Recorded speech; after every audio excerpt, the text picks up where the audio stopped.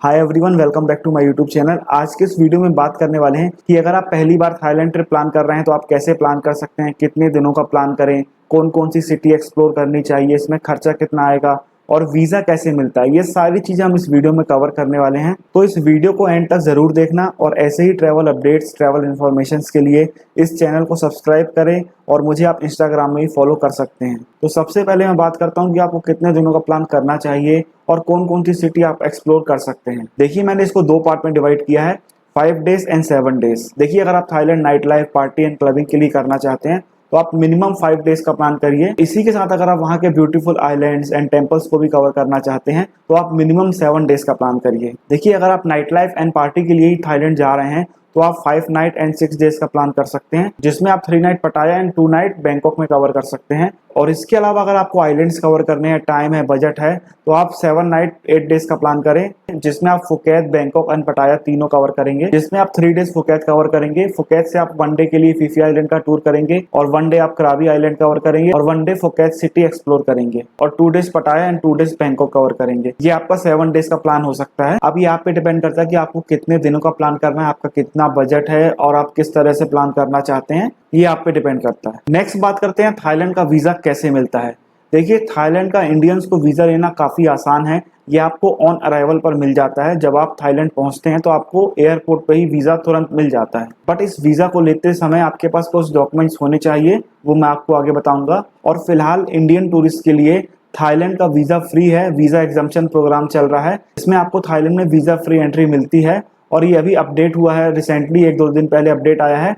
ये आपको 60 डेज के लिए हो गया, पहले 30 डेज के लिए था, अभी आपको 60 डेज के लिए कर दिया है। ये वीजा फ्री होने के पहले आपको वीजा फीस देनी पड़ती रही वीजा ऑन अराइवल के टाइम पे। ये लगभग 2000 थाई बाट होती थी, जो इंडियन रुपीस में लगभग 5000 रुपए के बराबर होती थी। लेकिन अभी आपको ये पे नहीं करना है। अभी 11 नवंबर 2024 तक आपको वीजा फ्री एंट्री मिल रही है थाईलैंड में।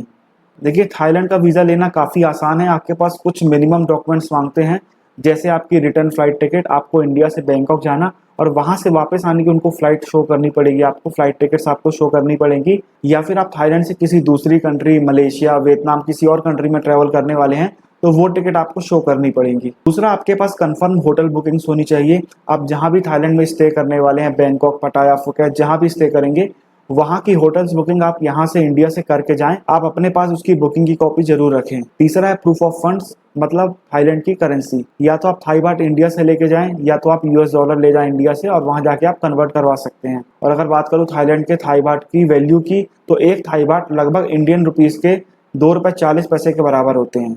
और अगर आप अकेले ट्रेवल कर रहे हैं, सोलो जा रहे हैं, तो कम से कम आपके पास 10,000 थाई बाट होने चाहिए। इससे ज्यादा भी आप अपने पास रख सकते हैं, पर इतने होने चाहिए आपके पास। और अगर आप फैमिली के साथ जा रहे हैं तो आपके पास मिनिमम 20,000 थाई बाट होनी चाहिए और उससे ज़्यादा भी आप कैरी कर सकते हैं। और इसके अलावा आपके पासपोर्ट की वैलिडिटी एटलीस्ट 6 मंथ बची हो आपके डेट ऑफ ट्रेवल टाइम से। तो ये सारे डॉक्यूमेंट्स आपके पास होने चाहिए। आपको इमिग्रेशन लेते समय वीज़ा के टाइम पे आपको ये शो करने पड़ सकते हैं। ये आपसे पूछ सकता है इमिग्रेशन ऑफिसर, तो ये सब आपके पास होने चाहिए। और इसी के साथ आप एक ट्रैवल मेडिकल इंश्योरेंस भी अपने साथ रख सकते हैं। ये जरूरी नहीं है, लेकिन आप अपने सेफर साइड के लिए ले सकते हैं। ये आपको ऑनलाइन 7 से 10 दिनों के लिए 1000 रुपए के आसपास में मिल जाएगा। तो अगर आप चाहें तो अपने साथ एक ट्रैवल इंश्योरेंस जरूर रख लें। नेक्स्ट मैं आपको बता रहा हूँ कि आप थाईलैंड कवर करने में आपको कितना खर्चा आ सकता है। इसमें अपन फ्लाइट, होटल, फूड और ट्रांसपोर्ट सारा कुछ बात करेंगे इसमें। और अभी तक का वीडियो आपको इन्फॉर्मेटिव लगा हो तो प्लीज चैनल को सब्सक्राइब जरूर करना। सबसे पहले बात करूं फ्लाइट कॉस्ट की और ये आपको कहां से मिलेगी। तो देखिए, इंडिया से बैंकॉक जाने के लिए आपको बहुत सी मल्टीपल सिटी से डायरेक्ट फ्लाइट मिल जाती है, जो आपको 12 से 25,000 के बीच में आने और जाने की पड़ती है। ये डिपेंड करता है आप किस समय पे ले रहे हैं और किस सिटी से ले रहे हैं, इसकी कॉस्ट उस पर डिपेंड करती है। बट मैं आपको बताऊं कि आपको सबसे सस्ती फ्लाइट आपको कोलकाता से मिलती है, क्योंकि कोलकाता से बैंकॉक काफी पास भी है, समय भी कम लगता है और इसके फ्लाइट के चार्जेस भी काफी कम है। वो आपको 12-13 हजार में आने और जाने की मिल जाती है। बट आपको और भी बड़ी सिटी से मिल जाती है, दिल्ली, मुंबई या जितने भी मेट्रो सिटी हैं, सबसे आपको डायरेक्ट फ्लाइट मिल जाती है, लेकिन ये थोड़ा सा कॉस्टली पड़ती है कंपेयर टू कोलकाता। नेक्स्ट बात करते हैं कि आपको थाईलैंड में होटल की कॉस्ट कितनी आने वाली है। देखिए, आपको पूरे थाईलैंड में बैंकॉक हो, पटाया हो, चाहे फुकेत हो, आपको हर जगह आपको हॉस्टल एंड होटल दोनों मिल जाएंगे। अगर आप अकेले ट्रैवल कर रहे हैं, सोलो ट्रैवल कर रहे हैं और कंफर्टेबल हैं आप हॉस्टल में रुकने के लिए, तो आप हॉस्टल ले सकते हैं। आपको पूरे थाईलैंड में 300 रुपए से लेके 500 रुपए के बीच में पर नाइट के हिसाब से आपको हॉस्टल मिल जाएगा, जो सबसे सस्ता ऑप्शन है आपका स्टे का पूरे थाईलैंड में। इसके अलावा अगर आपको होटल लेना है, होटल रूम ही लेना है, तो आपको पूरे थाईलैंड में 800 रुपये, 700 रुपये, 600 रुपये में स्टार्ट हो जाते हैं आपको होटल रूम। आप वो भी ले सकते हैं।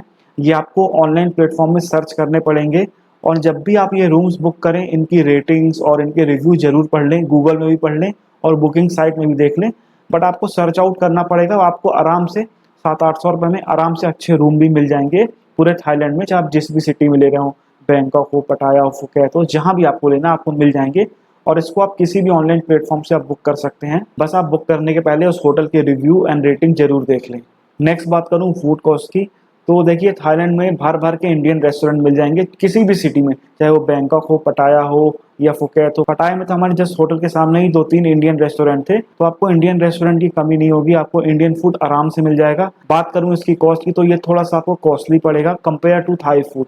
अगर आप वहाँ का लोकल फूड, थाई फूड खाना पसंद करते हैं तो वो आपको काफ़ी सस्ता पड़ेगा। लेकिन अगर मैं इंडियन फूड की बात करूँ तो पर पर्सन मिनिमम मेरे हिसाब से 1000 से 1500 रुपये आएगी आपकी फूड की कॉस्ट। ये कॉस्ट मैंने खुद एक्सपीरियंस की है, इस हिसाब से मैं आपको बता रहा हूँ कि पर डे की कॉस्ट कम से कम 1000 से 1500 के बीच आ सकती है पर पर्सन। अब अगर बात करूँ ट्रांसपोर्टेशन की, तो बैंकॉक में आपको मेट्रो मिल जाती है। इसके अलावा आपको inDrive, bolt and grab app का भी यूज़ कर सकते हैं ट्रांसपोर्ट के लिए।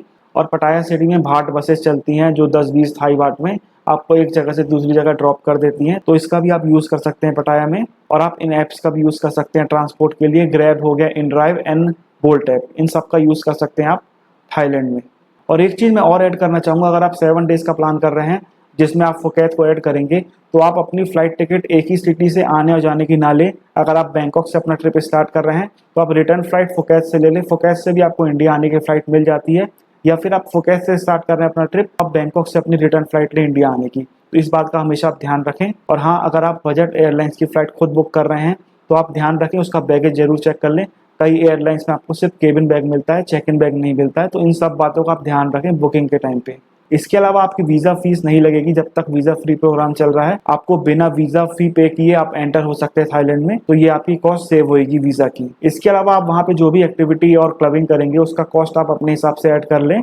और ये जितनी भी कॉस्ट मैंने बताई है सारी नेसेसरी चीज़ों की बता दी है मैंने आपको, तो ये कॉस्ट आ सकती है आपकी थाईलैंड ट्रिप करने में। इसके रिलेटेड कोई भी क्वेरी हो, कोई भी क्वेश्चन हो आपका, तो आप मुझे कमेंट बॉक्स में कमेंट कर सकते हैं, या फिर आप मुझे इंस्टाग्राम में डीएम कर सकते हैं। और वीडियो इन्फॉर्मेटिव लगा हो तो प्लीज़ चैनल को सब्सक्राइब करें, वीडियो को लाइक एंड शेयर जरूर करें।